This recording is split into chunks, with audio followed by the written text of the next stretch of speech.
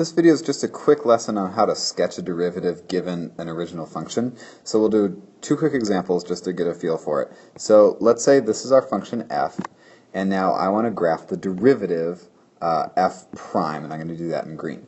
Now when I say derivative, you think slope. So we're going to graph the slope at every point along f. So let's go ahead and estimate.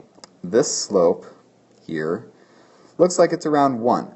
So that means for the derivative, I'm going to go to a y value of 1 and put a point there. And then here, well, that also has a slope of 1, so the value is 1.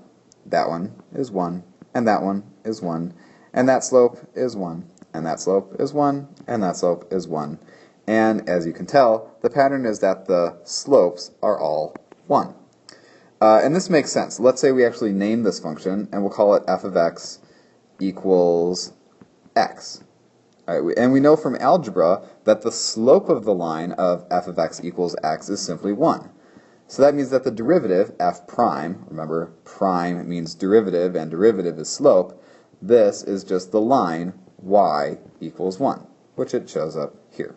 So that kind of makes sense conceptually as well as calculusly.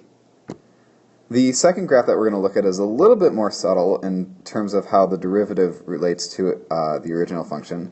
Let's say we have a parabola, and this is f of x, and now I'm going to graph the slope in green. Now we're going to start with the easy place. The easy place is down here. That's a horizontal tangent line. Any horizontal tangent line has a slope of 0. So for the derivative, I'm just going to put a dot at 0, 0. Now we're going to estimate. This slope looks like it's about, a half or so, or 1. So we're going to put a dot there. And then this slope is positive, just like this one down here.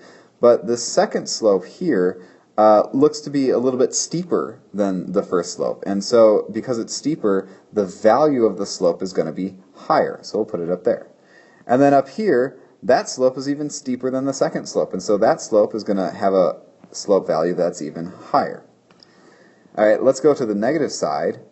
So this side here, that slope is going down.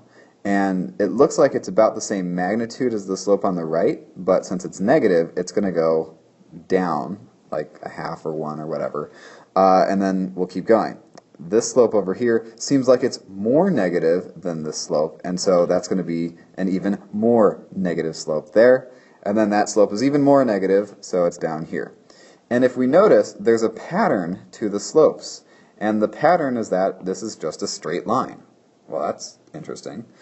And so it turns out that the derivative of a quadratic, let's say that this original function was x squared, and then the derivative of x squared, we'll learn this in chapter 2.2, but the derivative is actually 2x. And so what happens is you have a quadratic, but the derivative is simply a linear function. And you can see that here, that as we go along the parabola, this slope is more negative, less negative, and then we get to 0. And then as we go up, the slopes become positive, more positive, etc. And so the slopes are actually increasing as we go along. So hopefully that provides a little bit more clarity and confidence as to how to sketch a graph of f prime.